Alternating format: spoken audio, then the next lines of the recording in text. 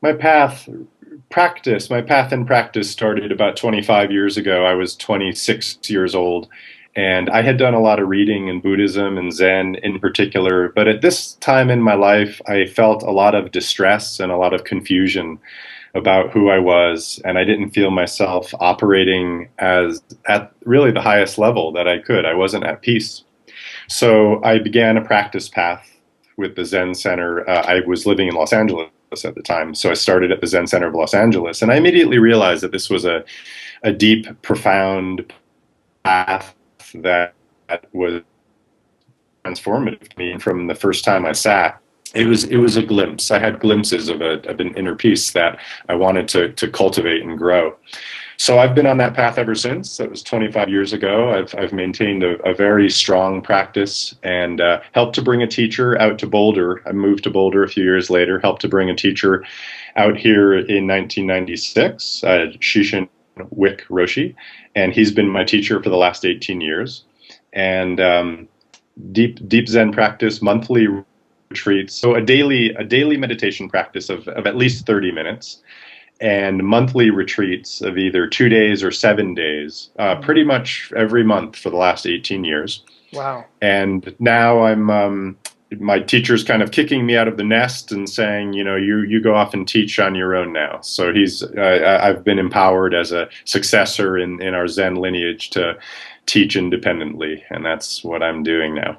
Let's start with a little bit of Q&A because I think that'll be a lot of fun to answer some of these questions. Um, Hmm. so so let's see here. We have okay. So we have a question from Edgar from Mexico, and he's asking: is sleeping while meditating good or bad? And what is the best time of day for meditation? Okay. So the best time of day is typically early morning, right when you get up, or right before you go to bed. And these are the best times because when you're waking up, you're actually your rational mind hasn't kicked in with quite the power of the control mechanisms that it gets into once it picks up some momentum through the day. And you're also coming out of that's okay to actually be in that kind of dreamy place. But to the question of is falling asleep good or bad? Well, it's really bad. You actually want to keep yourself awake because you're falling into unconscious patterns when you fall asleep. And the point of meditation is actually to break yourself of those subconscious mental patterns and actually to step into a more lively way of using your mind and of being present. Hmm. So the sleep is just going to work against your practice. It happens. It happens all the time. In fact, my first teacher, Maizumi Roshi, 65-year-old Zen master, said, sometimes he falls asleep too. So it does happen, and don't kick yourself for it, but do what you can to put yourself in a position so that it's less, seductive for you to fall into that. And then you'll really feel the juice of the practice. Got it. Okay, and so along the lines of that question, we had the good fortune of having Lisa give us. She's in our Monday group just for everybody who's listening to this. So Lisa did a guided meditation for us, and one of my favorite parts of that meditation was she explained the cosmic mudra, which is this kind of hand placement, and explained it that if you feel your thumbs dropping, that's kind of a signal that you're drifting off and maybe falling asleep, and so you can kind of reawake yourself by paying attention to that point. Yes. Is that generally the suggested way to keep yourself mentally alert, like to check yourself? Is there any other kind of techniques or thoughts on that? That it's a great way to check yourself. That mudra is like a barometer of your mind. So when you notice it, it's like the indicator on a barometer. Ah, the pressure's decreasing and you're falling asleep. So you can raise that. And you might also notice that it works the other way too. You'll find yourself digging in, your thumbnails digging into each other. And that means you're anxious or worried or working on something with your mind. And so then you can relax when you notice that happening. Oh, So it's wow. actually a very sensitive barometer. But the other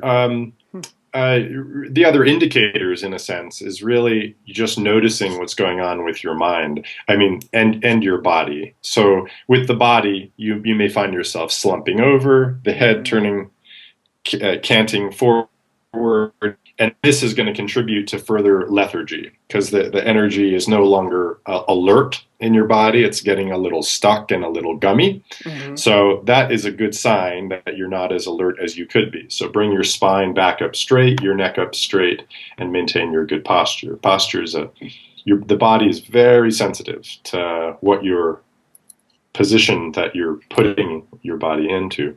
Interesting. Okay. And then in your mind as well, just when you're in a fantasy or you're sleeping, there's nothing you can do about it when you're fully in that fantasy. But there is a moment when you notice that you're fantasizing, or you notice that you've got a script going, or you notice that you're falling asleep. And when you notice that, you have a choice. It's an instant when you have a choice.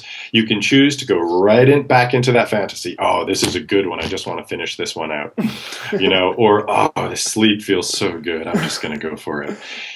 Or you say, this is my opportunity to what I want to do here. Go away another time for falling asleep. You make that effort to bring your body back to awareness and awakeness, and you can even squeeze your fists, or even massage your face or massage your shoulders, and just say, yes, I'm going to practice here. That's what I want to do. So you have a choice. Got it. So, and you said, you cut out a little bit there. So you said, like, you can decide to go with, just to reiterate, you can decide to go into that fantasy, into that sleep, or you can decide that this is the time I set aside for practice. And you can even do the massage technique to kind of like wake you up a little bit so that you're back in your practice. Yes. Is that what you, okay. Just making sure I have that too, because this is helping my practice always can improve. Phenomenal. So thank you so much for sharing that. So another set of questions here is from Tim in Denver. Is how can you create the habit, which I can speak on a little bit, but I'm curious your take on it. And any stretches that can be done before sitting, so it's a little easier. Mm-hmm. So let's try that habit part for the first. What have you seen works the best for your students in establishing this habit of meditating every day? Yeah, basically just doing it is what gets the habit going. That's the wonderful thing about this practice is if you're just consistent. So consistency is the most important thing. It's better to sit for 10 minutes a day at the same time of day than it is to do an hour and a half once a week or a day a month, right? It's that consistency which will develop the habit. Mm-hmm. And I will say I appreciate the understanding of the practice as developing good habits, because it's really the way the Buddha presented this practice.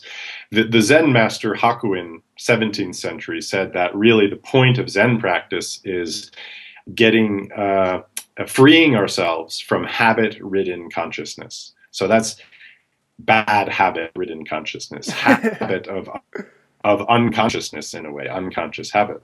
Right, right. So cultivating good habits that allow us to become aware of the way that we're being controlled.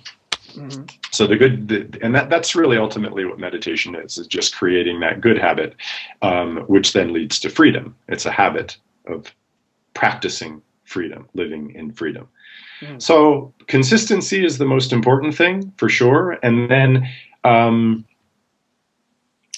I would say uh, create a space. When you create a sacred space for your practice, that is something that will allow the habit to take hold. If you're fitting it into the middle of things, um, it's going to be harder. But really have the intention that this is what I'm doing here. Create the space in your bedroom or wherever you sit, so that's dedicated to your practice. You might have an altar if you're called to the kind of Buddhist symbology, but it doesn't have to be Buddhist. It could just be uh, a little platform or something with a stone or something special to you. A candle is nice to help put you into the mind frame of this activity that you're engaged in, meditation, which is outside of the normal daily functioning that we normally engages, where our mind is always trying to control things and protect ourselves. So you're making the intention to put yourself into a space, body and mind, that is operating in a different way. And this will help to develop the good habit. That's awesome. Yeah, it's to kind of use the language we use on One Habit. You just talked about setting up a very strong trigger, which is creating that space, creating that environment that's kind of sacred and special for your meditation. Is exactly what we do with our habits to set up triggers that help us do them each day. And additionally, the consistency is definitely something we talk about a lot. So starting small so you can win big, because otherwise, if it's really, really big, it's going to be something you don't do so often. So you need to start small, stay consistent, and that'll ultimately lead to greater benefits. So fantastic. Thanks for helping us out with that. And then I have found some stretching before I meditate to be beneficial. I was so definitely curious your take on any stretches that might be done, or whether or not you might stretch before you meditate in the morning or late evening. There are some that are beneficial. I know. I personally don't. I just enjoy the posture itself, so I go into that. I've taken up yoga on and off over the years. I love it. I love it very much. In a way, maybe I'm not the best person to ask about that, because I don't specifically have some that work for me. But yes, I would say it's a good thing to do. It's a good thing to do, and if nothing else, just that kind of massaging your own shoulders, because the upper back always gets stressed. You can pull on your ears and actually massage your face and your neck. I think is a really good way to get engaged before going into practice. So those are the ones I would offer. There's obviously ones you can do with your hips and your legs and your knees too, but I'll defer to the experts on those. Okay. Yeah, absolutely. I mean, I find something as simple as just kind of doing that split stretch, or a kind of a butterfly stretch to stretch your groin and stretch your legs a bit helps a lot, because I know a lot of us kind of have problems at first with our knees or our hips as we're sitting. So definitely just some simple running stretches are all I do beforehand that helps significantly. Great. So we're making some good headway here. I really like this question. So this is from Amy from Paso Robles, California. Maybe that's how that's pronounced. I'm not sure. Paso Robles. Paso Robles, Yes. California. I've never been there. I'll have to look that up. She asks, how can I stop my constant thoughts during meditation? In other words, how can I make my meditation different than sitting and thinking? That's an excellent question, Amy. Yes. Amy is part of the human race, like all of us, and we all want to do that. So it's a misconception about meditation that we're trying to stop our thoughts. It's impossible to stop our thoughts. Our brain, one of the functions of our brain is to think conceptual thoughts, in the same way that it's the function of the liver to do what it does and the function of the kidney to do what it does. One of the functions of the brain as an organ is to generate conceptual thought.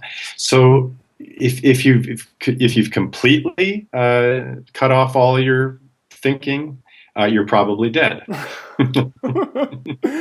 We'd rather not be that yet. So yes. Now there are great yogis who have gotten to the place where they can probably cease the conceptual operations of their mind for a period of time, and be in that place. But that's not the point of meditation, actually. The point of meditation is to disengage from your identification with your thoughts. And the way it works is that when you first start practicing, you notice there's an absolutely overwhelming volume of thoughts which are in layers moving through your mind. And there's no space at all. It's just overwhelming. Mm. So we do need to by continually disengaging from those thoughts, they do thin out. And you start to see the spaces in between, and you will see that kind of spaciousness, a moment of no thought, but then another thought ends up coming in. You're never really going to stop that train, and nor should you try to do that, because we say when you're trying to stop, when you're thinking about stopping your thoughts, it's like wiping away blood with a bloody rag. You're never going to do that, because the thought of stopping your thoughts is just another thought. Right. And then you're wrapped up in this endless cycle of thinking about thinking. And it's all driven by judgment and fear. It's all driven by your judgment that your thoughts are bad, or fear that you're going to be thrown off by these thoughts. Instead, with the meditation, we notice we're thinking, and then we put our attention into our breath. So see, the breath, there's no thought in breath. There's no thought in breath, right? There's no ego in the breath. There's just that functioning of this very intimate kind of connection between the inner and the outer, inside your body and outside your body. And there's no thought. You can attach thoughts to it if you want, but if you really just pay attention to your breath, it's a very clear, pure place that is thoughtless. So this is the technique we use, is to focus on the breath, pull the attention away from the thoughts. Now you may notice in the background, thoughts are moving. Don't engage with them. When you engage with them, you generate more thoughts. And you follow, I say, you get on this train, and then the train just takes you into some vast place away from this present moment where you are. So step off, don't disengage with the thought, bring the attention to the breath, and then you'll start to notice that the thoughts are not stopping, but they are thinning out. And you start to see the space in between, and that's okay. Then your mind becomes like the sky, and the thoughts become like clouds moving through the sky. This is the sense that we're cultivating. I haven't heard that one before. I like that a lot. I always thought of it as a kind of a river that you had to get like wade to the side of it. Instead of being in the middle of it, you kind of wade to the side of it. But I like the clouds in the sky. That makes a lot of sense. Fantastic. So Amy also asks, is it important to have a mantra? And perhaps maybe tell us a little bit about what that is. Okay, so a mantra would be a sacred sound. It would be a sound that helps you with meditation, helps you with absorption of your concentration. Mantra is not required. To use a mantra is not required. And in the Zen tradition, mantras are not used. They're used more as a primary vehicle in something like transcendental meditation. So you've probably heard of the syllable of Om, the sacred syllable of Om. That's a mantra. And that's used in other traditions. But in Zen, in my tradition, it isn't a primary focus of concentration. And I don't believe it's needed. Right. So if you want to use a mantra, you can, but it's not a necessary thing. Yeah. Does it take away at all using one? I've never used one personally. I'm just curious. Well, I think you want to focus on a certain practice. So there's a bigger question there would be whether you're picking and choosing your object of concentration. And then if you find one getting boring, you shift to another one. Wait, before we get into that, I think I actually have a question around that exact thing. Let's see here. And yes. This is from Teresa, actually, my wife, in Boulder. And she asks, is it better to continue doing the same type of meditation or switch? And I believe you were just about to answer this question, so let's get into that. That's good. Yeah, it's a nice connection there. It's good to explore different techniques, but you should deeply explore your techniques. It's the nature of our minds to want to be stimulated, to not be bored, to want effects. And any practice you do is going to bring you to a place where you're bored with it, or it's not giving you what you want out of it. And these are actually the places where you really should recognize you're starting to get a rich practice. Like when you get bored with it, is like, well, so your expectations of stimulation or change or getting something out of it are starting to fall away. That's good. That's a good thing. But if you have this mindset, well, I'm going to do this one, then this one, then that one, and when this one isn't working for me as far as I am concerned, then I'm going to shift over here. You can get into a very dilettantish mindset. You get into a very kind of hopscotchy, I'm just going to chase my stimulation kind of mindset, and this is not going to serve you. I recommend you pick a practice, you really explore it deeply, even to places where it starts to become boring or uncomfortable, and see what kind of fruits it yields for your life. And if you're then called to try some other things, you can try that too. But really give each practice a chance. Gotcha. So I guess my question off of that then would be, at the beginning, I started out with this book, 8-Minute Meditation, and it teaches you over 8 weeks. It shows you 8 different types of meditation, and it's the one that I've recommended for all my friends to learn how to meditate.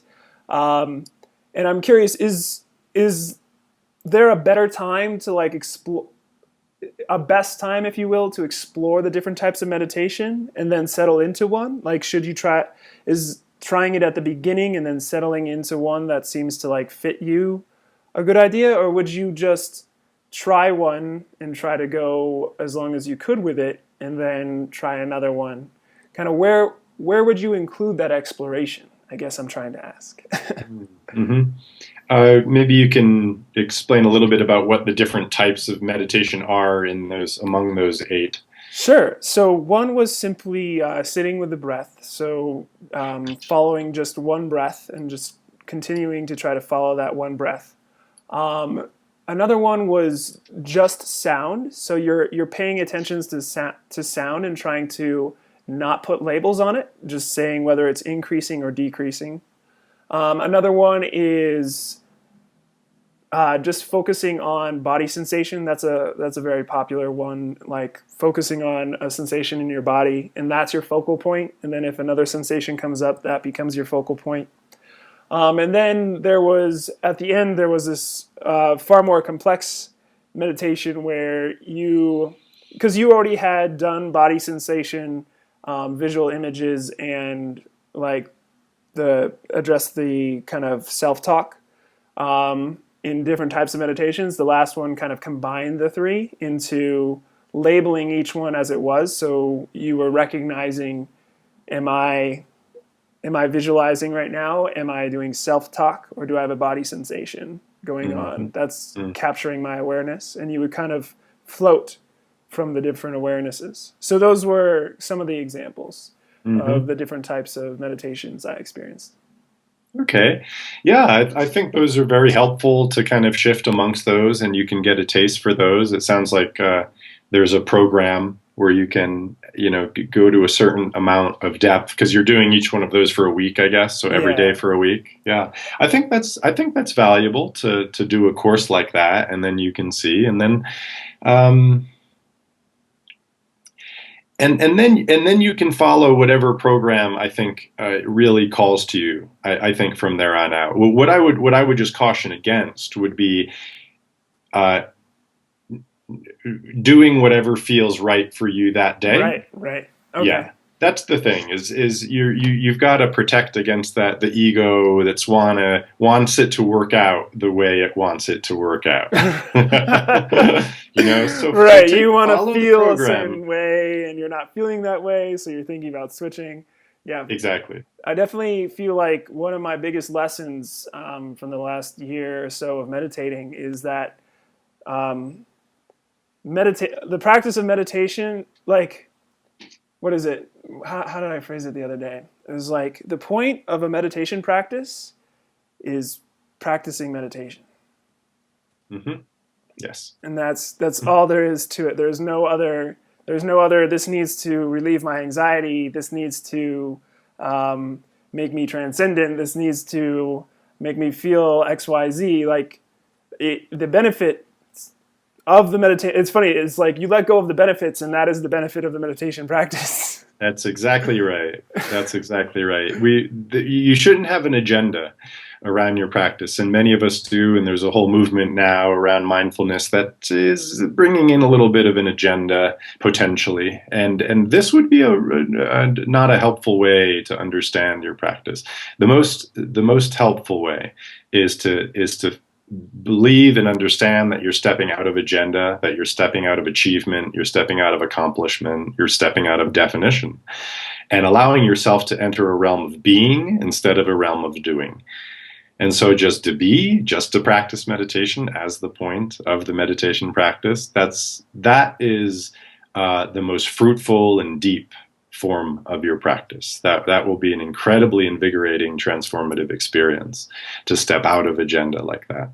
So because it's the mind that's always creating those agendas and those goals in a sense, and then you're judging yourself and others about progress towards those goals, and that's just more of the intellectual, conceptual, judgmental mind that tends to cause problems when we spend too much time in that mindset. Okay.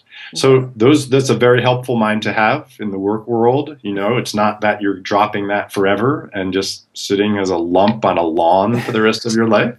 You can if you want to. That's a wonderful way to be, but that's not what the point of the meditation is. Not to take you there. It's to have you abide in being beyond the agenda, beyond the conceptual mind, beyond the judgments, in a way that then invigorates your life, and then you can bring activity to whatever it is you're doing from that source, which is preconceptual and in a much deeper, richer, nourishing place. Hmm.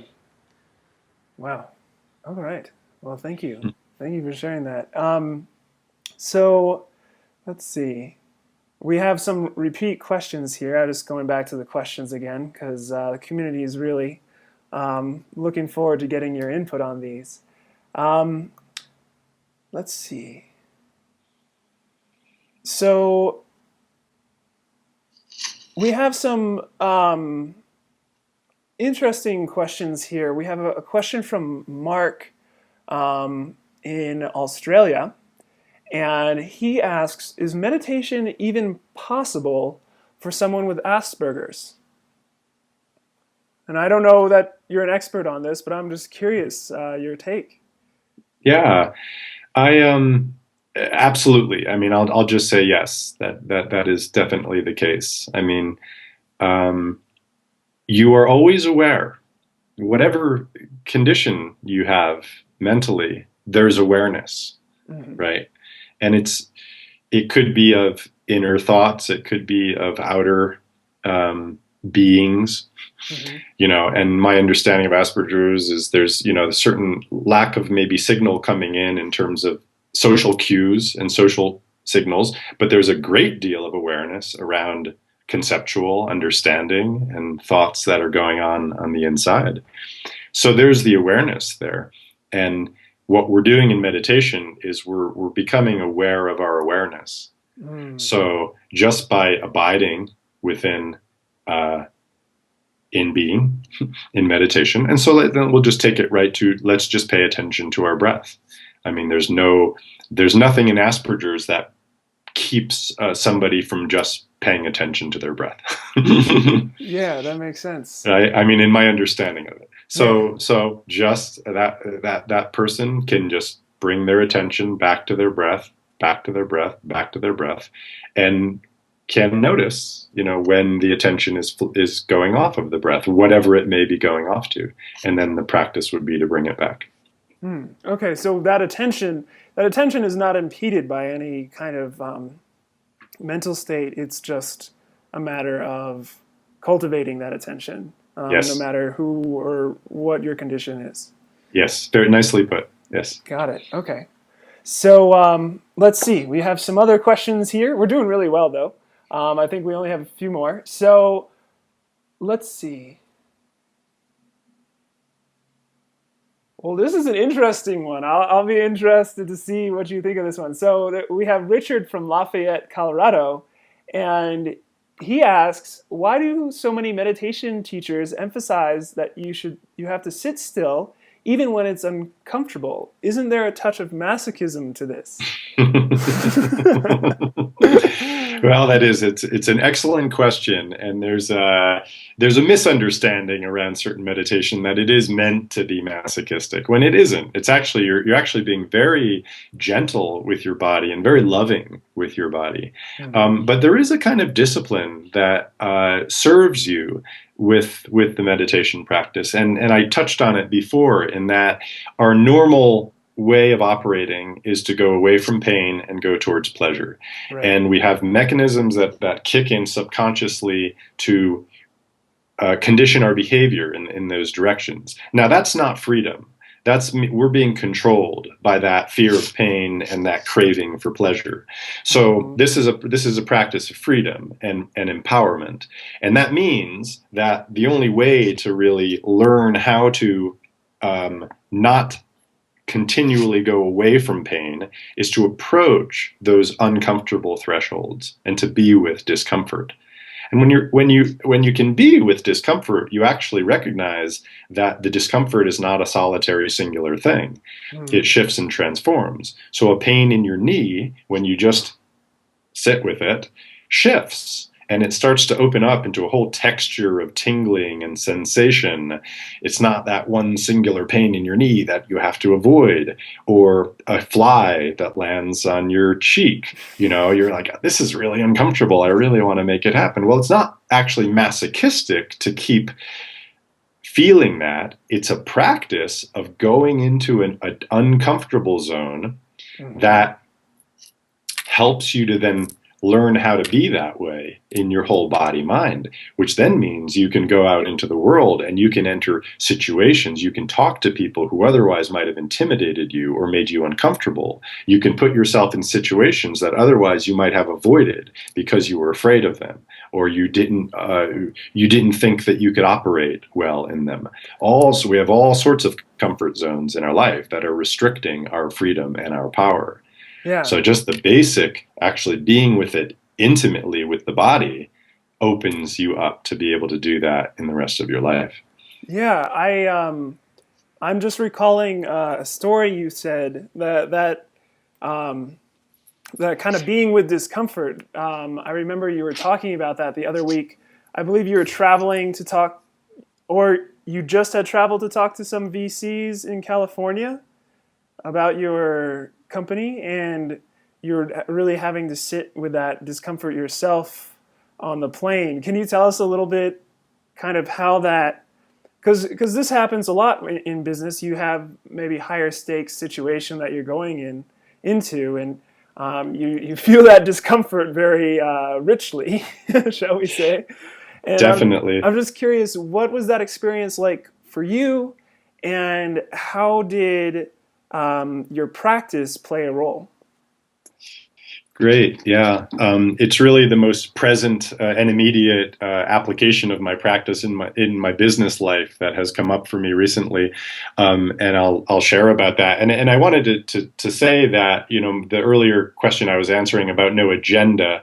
And not trying to be a certain way, that's true. But also the practice does lead to empowerment, productivity, clarity of mind, which does serve one in a business setting as well as in life. Right. So that's a kind of a segue into answering this question here. And the situation was such that I was going out last week out to Silicon Valley to pitch to a group of angel investors, pretty powerful firm, pretty high profile firm, and high profile presentation.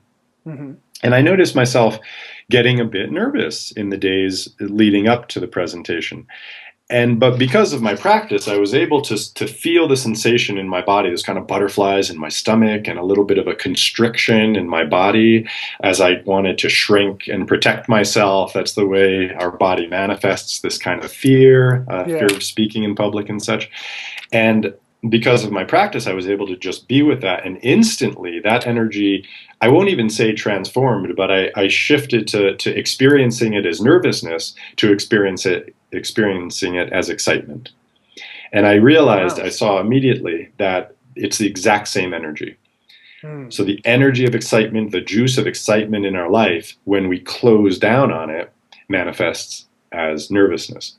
And if we haven't developed that good habit of really feeling that nervousness and stop trying to clench it down and extinguish it, which is what our bodies naturally try to do, um, then we can actually open it up to have it be an energy that serves us. And that's actually how it panned out. I ended up going out to the presentation, and we were put in the green room, and they usher you in, and they don't say anything. You know, they just look at you, and boom, I got 50 people staring at me. They even were, I believe, they were actually cultivating a dynamic where they were the power on the power side, and they were putting me on the spot in a way.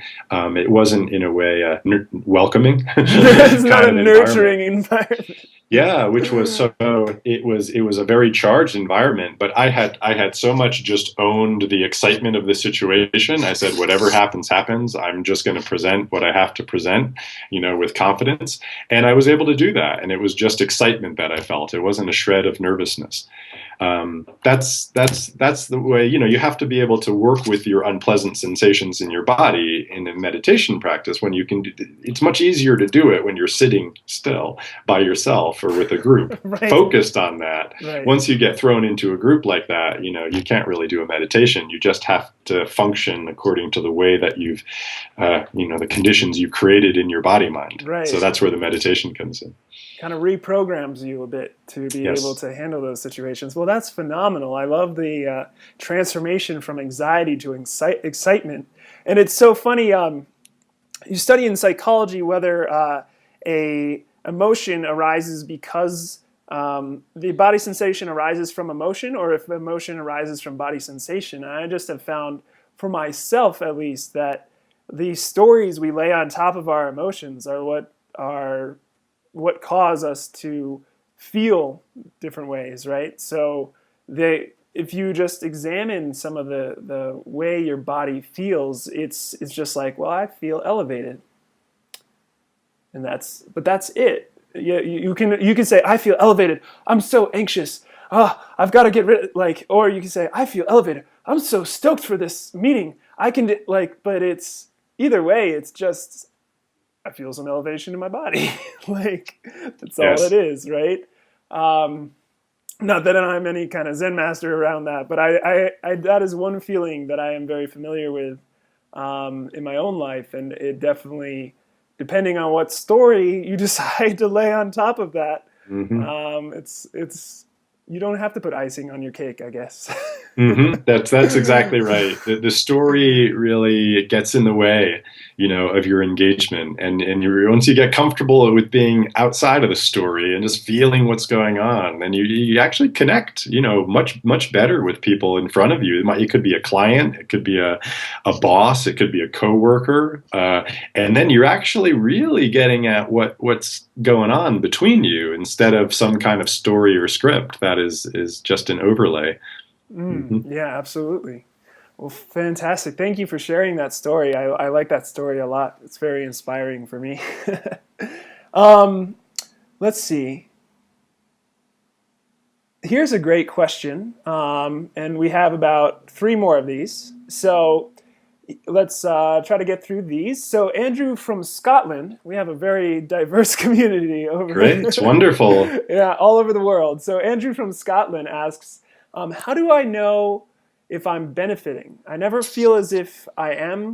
I trained in transcendental meditation over the years, and I have lost that heady feeling. Confused with so many approaches, is there one simple, effective way? And I think we kind of covered this a little bit, but it's a kind of a different take on it. So Hmm. I hope that wasn't too much. I was just reading what was asked. Yeah, it's an interesting question, and I think I'll answer it by saying that you don't always know how it's working on you. And I know this from experience, and I know this from working with students, is that you can go through patches, even lengthy patches, where you don't feel that your practice is having an effect. And it sounds like this person, he's got some experience Yeah. practicing. So he's been through periods where he was feeling it, and now he's in a period where he's not feeling it. And I'll say that that is not uncommon to feel that way, to go through periods and stretches where you don't, it's not as dramatic anymore. And that's number one. It's a testament to the fact that he's actually made some transformation, that his mind is less reactive than it was. That was the initial kind of experience of peace and depth. So he's there. That's his baseline. Oh, wow. So So he's gone. So this is actually showing that he's gone beyond perhaps the beginning stages of his practice. that's what I'm inferring from the way. I don't know him. I'd be able to work with him more closely. But yeah, I'm inferring that that might be the case with him. So, but then this is a stage perhaps where it's not an immediate surface effect. He's not feeling it at the same level that he was feeling it, and that is common. But it is certainly my experience that this practice works at deep levels and subconscious levels that you aren't always aware of. Hmm. And I can you may even experience this if you're in the first year or two of a practice where you could go through a sitting and you just feel like your mind is going completely crazy for the whole time. That was a waste of time. But later on that day, there's a moment where you have an exchange, say, with a colleague, and it would have triggered you in a certain way, and you feel within your body a kind of receptivity, not a reactivity, in that moment, and you're able to work with it and be more alive to the situation than you would have been normally. And that is a sign that the practice is working at a deep level. It's almost magical, really. It's happening at a deep level, but you're not always aware of it. It might not always be a surface. I'm more peaceful, or I have fewer thoughts going through my head. It isn't always like this, but it is always working. If you have a sincere and strong practice and really are consistent with it, it is working at a deeper level. So I'd encourage everyone to just keep going with it through those periods where it doesn't seem like it's working. Yeah, so I definitely identify with Andrew. I actually did meditation on and off for quite some time, and there have been patches in the past year where it's definitely been weeks or even a month, a full month of my brain just going everywhere. And yes, that does get frustrating after 30 days of sitting, and you're like, wow, okay. But the practice, it's I've developed a trust after a point. I've developed a trust in the practice itself that there are benefits that I can't see. It is giving me space and transforming me in ways I can't necessarily deduce and feel physically always. And that trust has been really helpful in other areas of my life. So I mean, it's funny because the one of the best ways to establish a habit is to have it have immediate rewards. That kind of tight little habit loop where you do cue, routine, reward, right, or trigger, routine, reward, and over again you're developing that habit. Meditation is a tougher cookie in that way because luckily at the beginning it does provide some more benefits than otherwise, but after the beginning there's going to be this trying period where you do kind of level off and you're like, why am I doing this still? But Yes. what I noticed is if you stop, you'll see exactly why you're doing it, because you'll start like snapping at people and you're like, I haven't done that in weeks. Like, what? That's weird. So like the habit formation stage also is a very important trust building stage where you kind of have to build trust in that practice instead of just always relying on the habit loop to kind of move you forward with this habit? You're right on with that, Rob. Definitely. I can share that. I've taught meditation in some yoga studios, and it's hard actually because in yoga, that reward loop comes immediately. Right.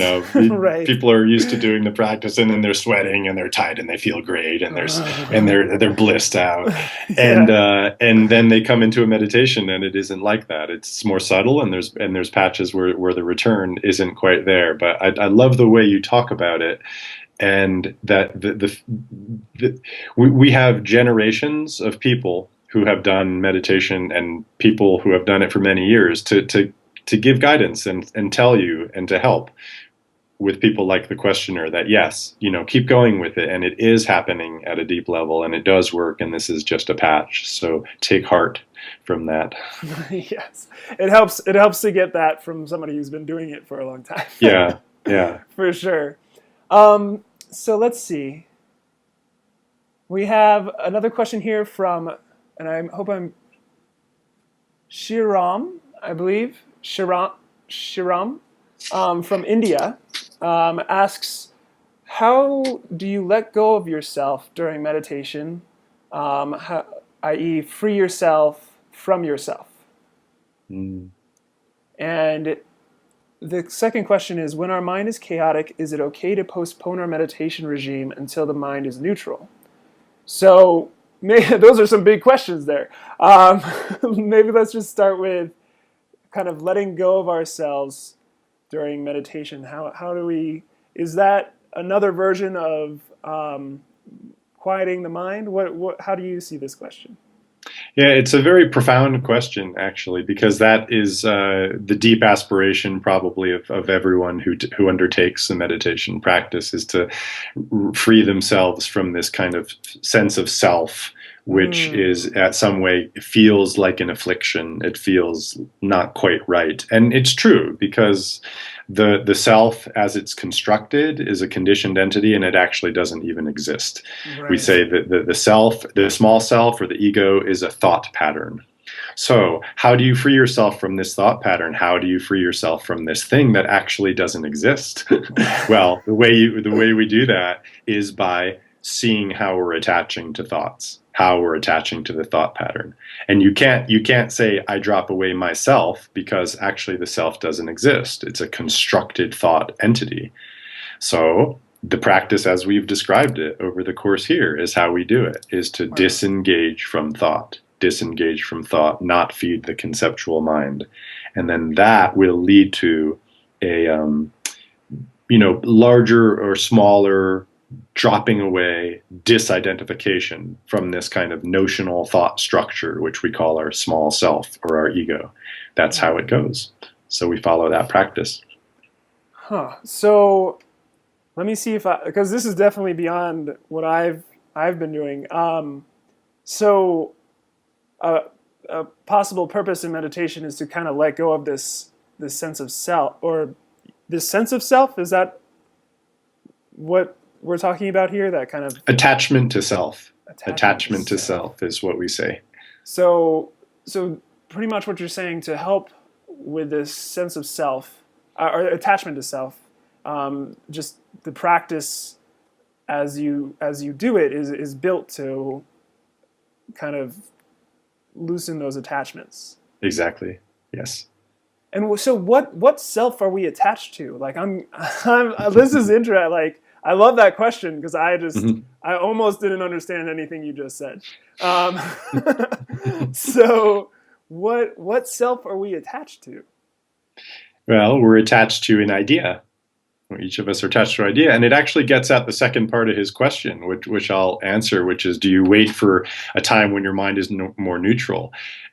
No, of course not. It's the chaos of our mind that we're trying to address in the meditation. So actually, when your mind is really active, in a way, is a really good time to enter meditation, because then you see that furious activity of your mind, and by developing the habit of disengaging from it, and then allowing those thoughts to become less chaotic and to wind down, we start to see those spaces in between, and we actually start to see that this self that we think is who we are full of labels of, I went to school at a certain time and I went to a place and I'm the son of a certain people and brother of a certain people and I have a certain job. All of these labels, all of these are just thoughts. They're part of that chaotic thought stream. And when we disengage and disengage and disengage, we disengage from those definitions as well. And we see that we're actually just living in the present moment as being, not as any particular ego self. Gotcha. Huh. Man, I'm gonna have to think about that one more. Yeah, that's the profound purpose of the meditation practice. Yeah. But it works via this kind of good positive habit building in a way. It works by pulling ourselves away from unproductive and afflictive habits, because when we actually are acting naturally and spontaneously, which is the mind we're cultivating in meditation, that's our natural way of functioning. So that means in a business setting or in a social setting or an emotional, with families, when we're free to be ourselves in the present moment, we operate intuitively and spontaneously, and we do the right thing naturally out of our heart and out of our mind and out of our natural wisdom. But it's that notion of a self and who we think we are and what we think is right and wrong, our cherished opinions is what one teacher calls them. Those are things that get in the way of that functioning. I'm curious, so would you refer to, I see it as a story of self, and I don't know if this is right, but I'm curious what you think. So, I have a story around, so I'm an ultimate frisbee player, I'm pretty athletic, I'm good at sports, I'm getting better at writing, I have all these kind of stories that make up who I am. And kind of this attachment to self seems to be an attachment to those stories about ourselves, and what we believe about ourselves. Yes. And I mean, it's funny, I guess you could do a meditation practice or you could have a traumatic life event. I had to have surgery about 6 months ago, and they removed my first rib. And that will definitely challenge your sense of self when you're athletic and you're sitting there in a hospital bed and you're like, right. What is this about? Who am I now? Yes, who am I now? Who are you when all the things fall away? Who are you when you're not writing anymore? Who are you when you're not doing your job anymore? But it kind of seems like this practice will help you be okay with being nothing and everything. That's exactly right. Yeah. Ooh. Those stories and we see those stories can help us in some ways, but they really limit us when we get so attached to them. Right. Yeah. I mean, because it's kind of who we are, right? We need to. This is who we are, how we show up. This is what people know about us, supposedly. Yeah, there's a sense of security, and security means kind of fixing down, pinning down. But, one of the fundamental teachings of the Buddha is impermanence, that there is no such thing as fundamental fixity or fundamental security. And that applies to ourself too. We are not fixed beings, but our minds work in the way of taking a snapshot and saying, this is who I am. But actually, as we all know, all our cells are changing constantly and we recycle through ourselves. So we're constantly morphing and changing and dying and living, organisms and beings. But the mind just looks at it two-dimensionally and makes it static because there's this desire for that fixity, because that insecurity and that changingness is scary. It's scary to the ego and it's scary to this notional self. So we become comfortable with change, with flow, with flux, with lack of definition, with the unknown. These are all things that we train ourselves through the practice to become comfortable with. And then the need for things to be fixed in terms of who I am, lessens. And that's freedom. Yeah, that is definitely freedom indeed. Fantastic. Well, we have one other question here for today, and that's from Haynes Barbosa from Brazil. This is amazing. I didn't know we had so many different people from so many different places. I had an inkling, but this is just doing it for me. Is there any default or recommended amount of time for meditation? Time, I think he means the time that you meditate, 30 minutes or 60 Yeah, the minutes, or amount of the amount. meditation, I believe. Okay. I think starting with 30 minutes is great. If that's too much, then you can even start with 10 or 15 minutes. But to build up to a 30-minute a day practice is a really good daily practice. I would recommend that. If you're called to do more, go ahead and do more. But 30 minutes once a day is fantastic. 30 minutes twice a day is great as well. But I like that.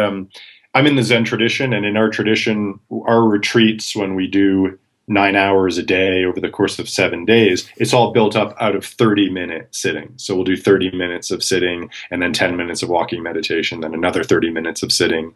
And we do those in blocks of 2 hours and 4 hour, 4 blocks a day. So I think the 30-minute chunk is a real good one. Wow, okay, 30 minutes. So, yeah, I definitely have recommended. So I have this little trick that I taught my students called the half and half rule. I taught the community, if you will, the half and half rule. So when starting a habit, oftentimes, let's say we're trying to go for a habit of 30 minutes, we split it in half twice and start with that so we get consistency. So so to get to 30 minutes eventually, we might start at 7.5 minutes so that or the 8-minute meditation, if you will, so that we can create that consistency to get to the 30 minutes.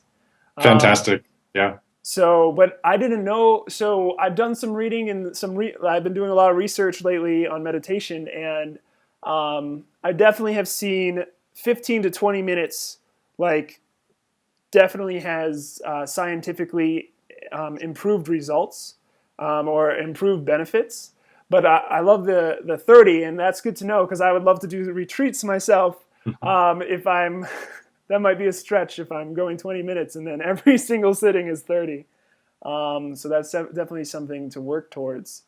And just to give the community something to kind of allow themselves to build up to that, something that worked really well for me, I got up to 20 minutes a day at one point. I'm at 15 right now. I'm planning on going back up again. Was 2 minutes every 2 weeks.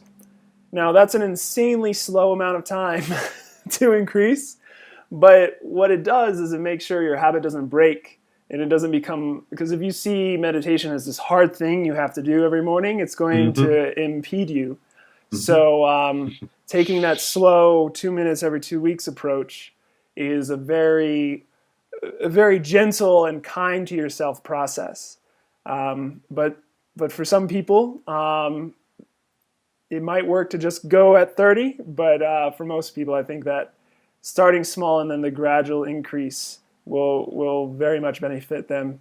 And 30 minutes, all right, that's my goal now then. I think Rob, that's a wonderful way to do it. I think for those who want to step into it, I think that's really great. In fact, yeah, and then just take it to the place. The one thing I would add would be, you're not trying to establish this place where you're feeling the same thing all through your 7.5 or 15 or 30 minutes. Part of it is an adventure.